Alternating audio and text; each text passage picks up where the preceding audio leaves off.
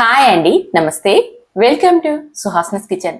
ఈరోజు మన కిచెన్లో ఆంధ్రప్రదేశ్లో ప్రతి పండగకి ప్రతి సందర్భానికి ప్రత్యేకమైన స్వీట్ ఏదైనా ఉందంటే అది కజ్జికాయలే.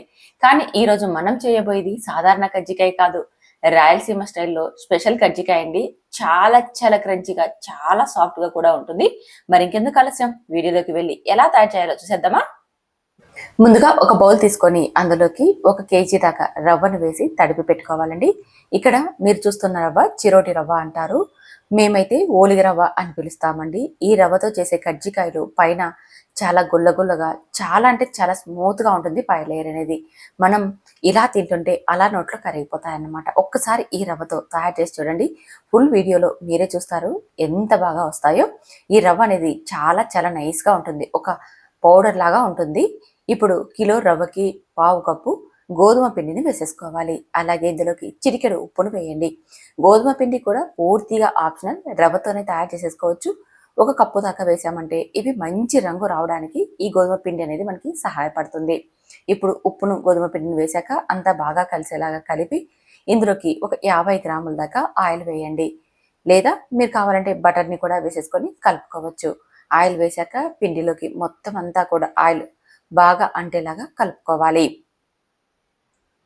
ఇలా మొత్తం పిండికి నూనె బాగా అంటిన తర్వాత ఇందులోకి కొద్దిగా నీళ్ళని వేసుకుంటూ మనం రెగ్యులర్గా చపాతీకి ఎలా అయితే పిండిని తడిపి పెట్టుకుంటామో అలాగే తడుపుకోవాలి. ఇక్కడ రవ్వ తీసుకున్నాం కాబట్టి వాటర్ కాస్త ఎక్కువ పడతాయి. రెగ్యులర్గా గోధుమ పిండికి పట్టే కంటే కూడా మరొక పావు కప్పు ఎక్కువే పడతాయండి. అందుకని మీరు కొద్దిగా నీళ్ళని వేసుకుంటూ చూసుకుంటూ కలపండి. అలాగే చపాతీ పిండి కంటే కూడా మరి కొంచెం సాఫ్ట్గా పిండిని కలుపుకోవాలి. ఇది కొద్దిసేపు నానబెట్టుకున్నాం అనుకోండి, ఆ లోపు రవ్వ వాటర్ని అబ్జర్వ్ చేసుకుంటుంది కాబట్టి ఇక్కడ నేను వీడియోలో చూపించినంత సాఫ్ట్గా తడుపుకోవాలి. ఇలా సాఫ్ట్గా తడిపాక ఇప్పుడు మరొక 2 స్పూన్ల దాకా నూనెను వేయండి. నూనె వేశాక మళ్ళీ ఒక 5 నిమిషాల పాటు చేత్తో బాగా మెత్తగా చేయాలి. చూస్తున్నారు కదా, ఇలా ఇలా ఎంత సాఫ్ట్గా చేసామంటే పై లేయర్ అనేది అంత క్రిస్పీగా మంచి రంగుతో చాలా బాగుంటాయండి. స్టఫింగ్ ఎంత ముఖ్యమో పై లేయర్ కూడా మనకు అంతే ముఖ్యం అన్నమాట. ఇప్పుడు నూనెంతా బాగా అంటేలాగా కలిపి మూత పెట్టి గంట పాటు పక్కన ఉంచుకోవాలి. ఈలోపు మనం కజ్జికాయల పౌడర్ని తయారు చేసుకుందాం. దీనికోసం పుట్నాల పప్పు, అదేనండి, పప్పుల్ని తీసుకోవాలి. ఇలా బౌల్ కొలతతో అయినా తీసుకోవచ్చు, లేదా కేజీల లెక్కనైనా తీసుకోవచ్చు. 1 కప్పు పుట్నాలకి 1/2 కప్పు చక్కెర తీసుకున్నామంటే పర్ఫెక్ట్గా సరిపోతుంది. అలాగే ఇక్కడ ఇవన్నీ కూడా కేజీ పప్పులు ఉన్నాయండి. కేజీ పప్పులకి కేజీ చక్కెర తీసుకోవాలి. ఈక్వల్ మనం క్వాంటిటీలో తీసుకోవాలన్నమాట. తూకంలో అయితే సేమ్ ఉంటాయి. అదే మనం కొలతగా తీసుకున్నప్పుడు 1 కప్పుకి 1/2 కప్పు వేసుకోవాలి. అలాగే 10 ఇలాచీని వేసేసుకొని ఒకసారి అంతా బాగా కలిసేలా కలిపి ఇప్పుడు ఇవి కొద్దిగా మిక్సీ బౌల్లోకి వేసేసుకొని మెత్తని పౌడర్ లాగా గ్రైండ్ చేసేసుకోవాలి. మరి సాఫ్ట్గా గోధుమ పిండి మైదా లాగా కాకుండా కాస్త నైస్ రవ్వలాగా పలుకులుగా ఉండాలన్నమాట. అప్పుడే మనం తినేటప్పుడు పొరపోకోకుండా అలాగే తినడానికి రుచిగా ఉంటాయి. అందుకని చూడండి, ఇక్కడ వీడియోలో చూపించిన విధంగా కాస్త నైస్ రవ్వలాగా గ్రైండ్ చేసేసుకోండి. ఇలా గ్రైండ్ చేసుకున్న ఈ మిశ్రమాన్నంతా ఒక బౌల్లోకి వేసేసుకోండి. మొత్తం అన్నిటినీ కూడా ఇలాగే గ్రైండ్ చేసి వేసుకున్నాక ఇప్పుడు ఇందులోకి కొబ్బరి తురుమును వేసుకోవాలి. ఇక్కడ ఇది కిలో లెక్కని చెప్పాలంటే మనకి ఒక 300 గ్రామ్స్ దాకా ఉంటుందండి. కేజీ పప్పులకి కేజీ చక్కెరకి 300 గ్రామ్స్ కొబ్బరి తీసుకున్నామంటే పర్ఫెక్ట్గా సరిపోతుంది. కొబ్బరిని శుభ్రంగా కడిగి తడి లేకుండా తుడిచి ఇలా తురుముకోవాలి. ఇలా తురిమిన ఈ కొబ్బరి తురుముని కూడా పప్పుల పిండిలోకి వేసేసుకొని మరొకసారి ఇదంతా బాగా కలిసేలా కలుపుకోవాలి. ఇందులోకి మనం జీడిపప్పు, బాదంని కూడా వేయించి నైస్గా గ్రైండ్ చేసి ఇందులోకి వేసేసుకోవచ్చు అనమాట. అక్కడక్కడ తినేటప్పుడు తగులుతూ భలే ఉంటాయండి. మీరు కావాలంటే డ్రై ఫ్రూట్స్ని కూడా నేతిలో వేయించి చిన్న పలుకుల్లాగా గ్రైండ్ చేసి వేసేసుకొని కలుపుకోవచ్చు. ఇలా కలిపిన పిండిని పక్కన ఉంచేసేసుకోండి. ఈలోపు చూడండి, మనం రవ్వని తడిపి పెట్టుకున్నాం కదా, ఎంత స్మూత్గా అయిపోయిందో. ఇప్పుడు మరొకసారి ఇదంతా సాఫ్ట్గా ఒక 5 నిమిషాల పాటు చేయండి. తర్వాత చిన్న ఉండలుగా మనం చేసేసుకోవాలి. పూరి సైజ్ అంతా ఉండ తీసుకున్నామంటే సరిపోతుంది. ఇలాగే పిండి మొత్తాన్ని అంతా కూడా ఉండలు చేసేసి పక్కన ఉంచేసేసుకోండి. పూరి అంత పెద్ద సైజులో కాకుండా ఇక్కడ వీడియోలో చూపిస్తున్నా కదండి, పూరి కంటే మరి కాస్త చిన్నగా ఉండేలాగా ఉండలన్నిటిని చేసి పక్కన ఉంచుకోండి. ఇప్పుడు ఒక శుభ్రమైన కాటన్ క్లాత్ తీసుకొని కాటన్ క్లాత్కి తడి చేసి పక్కన ఉంచుకోండి. ఇది ఎందుకు మళ్ళీ చెప్తాను. ఇప్పుడు పొడి పిండిని వేసుకుంటూ మనం ప్రిపేర్ చేసి పెట్టుకున్న ఈ ఉండలన్నిటినీ కూడా పూరిలాగా ఒత్తుకోవాలి. చూడండి, ఇలా మరి మందంగా ఉండకూడదు, మరి పలుచగా ఉండకూడదు.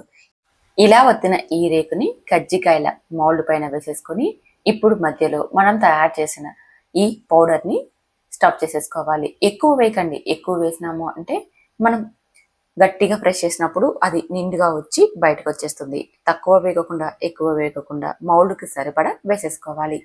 ఇలా వేసేసి ఇప్పుడు మౌల్డ్ని మెల్లగా మూసి అంచుల దగ్గర గట్టిగా నొక్కాలి. అలాగే ఎక్స్ట్రా ఉన్న ఈ పిండిని మొత్తం తీసేసి పక్కన చేసేసుకోండి. చూస్తున్నారు కదా, మనకి కజ్జికాయ అయితే రెడీ అయిపోయిందండి. అంచులు మీకు సరిగా లేవు అనిపిస్తే వేళ్ళ సాయంతో నొక్కి పక్కన పెట్టేసేసుకోవచ్చు. ఇలాగే మిగిలినవన్నిటినీ కూడా మనం తయారు చేసేసుకోవడమే. మీరు కావాలంటే చేతితో కూడా తయారు చేసేసుకోవచ్చు అండి. రేకుని చేతిలో వేసేసుకొని అందులోకి స్టఫింగ్ వేసేసి గట్టిగా వేళ్ళ సహాయంతో అంచుల్ని రెండింటినీ కలుపుతూ నొక్కేసామంటే కజ్జికాయలు రెడీ అయిపోతాయి. ఇక్కడ ఎక్స్ట్రా పిండిని తీసేసాం కదండి, అదంతా కూడా తడిబట్టలో వేసి పెట్టుకున్నామంటే పిండి అనేది మెత్తగా అవుతుంది. మళ్ళీ మనం రేకులు ఒత్తి కజ్జికాయలు తయారు చేసేసుకోవచ్చు అనమాట. ఇప్పుడు స్టవ్ మీద డీప్ ఫ్రైకి సరిపడా ఆయిల్ పెట్టి ఆయిల్ బాగా వేడెక్కాక ఒక్కొక్క కజ్జికాయని అందులో వేయాలి. వేసేటప్పుడు మళ్ళీ ఒకసారి అంత అంచులు నొక్కి వేసుకున్నాం అనుకోండి, ఆయిల్లో వేసిన వెంటనే పిండి బయటికి రాకోకుండా ఇవి మంచిగా ఫ్రై అయిపోతాయి. ఇలాగే ఆయిల్కి సరిపడా అన్నిటినీ వేసేసుకోవాలి. ఇది మాత్రం మంట హై ఫ్లేమ్లో పెట్టుకొని తయారు చేసేసుకోవాలి. మంట హై ఫ్లేమ్లోనే ఉండనిచ్చి అటు ఇటు టర్న్ చేసేసుకుంటూ ఫ్రై చేసేసుకోవాలి. మంట లో ఫ్లేమ్లో పెట్టేసామంటే ఆయిల్ ఎక్కువ పీల్చుకుంటాయండి. అందుకని మంటని హై ఫ్లేమ్లోనే ఉండనివ్వండి. మరీ ఎక్కువ ఆయిల్ వేడైంది అని అనిపిస్తే అప్పుడు మీరు కావాలంటే మీడియం ఫ్లేమ్లోకి టర్న్ చేసేసుకోండి. అంతేకాని లో ఫ్లేమ్లోకి అస్సలు పెట్టకండి. ఇలా వీటిని మంచి రంగు వచ్చేదాకా అటు ఇటు ఫ్రై చేసేసుకుంటూ తీసేసుకోవడమే. చూసారు కదా, చూడడానికి ఎంత మంచి రంగు వచ్చాయో. మీరు గోధుమ పిండి లేదా మైదాతో తయారు చేసుకుని ఉంటారు. ఒక్కసారి ఇలా చిరోటి రవ్వతో ఈ కజ్జికాయ రెసిపీని తయారు చేసుకుని తిని చూడండి, ఎంత బాగుంటాయో. చాలా చాలా బాగుంటాయండి. పై లేయర్ అనేది మనం నోట్లో పెట్టుకోగానే వెన్నలా కరిగిపోతుంది. అంత బాగా ఉంటుంది. క్రంచీ క్రంచీగా, లోపల పౌడర్ అనేది సాఫ్ట్గా చాలా బాగుంటుందండి. ఒకసారి ఈ రవ్వతో తయారు చేసుకొని తిని చూడండి. మీకు ఎలా వచ్చాయో కూడా కామెంట్ చేయండి. ఇలా చేసిన ఈ కజ్జికాయల్ని ఒక రోజంతా బయట ఉంచేసేసుకొని నెక్స్ట్ డే వీటిని ఎయిటెడ్ బాక్స్ లో స్టోర్ చేసుకున్నామంటే మనకి నెల రోజుల పాటు ఇవి ఫ్రెష్ గా ఉంటాయి. ఎప్పుడు కావాలంటే అప్పుడు మనం స్టోర్ చేసుకొని తినచ్చు. ఇంటికి ఎవరైనా అతిథులు వస్తున్నా, పిల్లల కోసం స్నాక్స్ కైనా చాలా చాలా బాగుంటాయి. ఇప్పుడు ఎలాగో సమ్మర్ హాలిడేస్ కాబట్టి పిల్లల కోసం ఇలా చేసి పెట్టండి, ఇష్టంగా తింటారు. మరి ఇంకెందుకు ఆలస్యం, మీరు ఒక్కసారి ట్రై చేస్తారు కదా. ట్రై చేసిన తర్వాత మీకు ఎలా వచ్చిందో కామెంట్ చేయండి. నచ్చితే ఈ వీడియోని మీ ఫ్రెండ్స్ ఫ్యామిలీ మెంబర్ కూడా షేర్ చేయండి. ఇలాంటి ట్రెడిషనల్ వంటకాల కోసం సుహాస్నిస్ కిచెన్ ని సబ్స్క్రైబ్ చేసుకోవడం అస్సలు మర్చిపోకండి. Thank you for watching.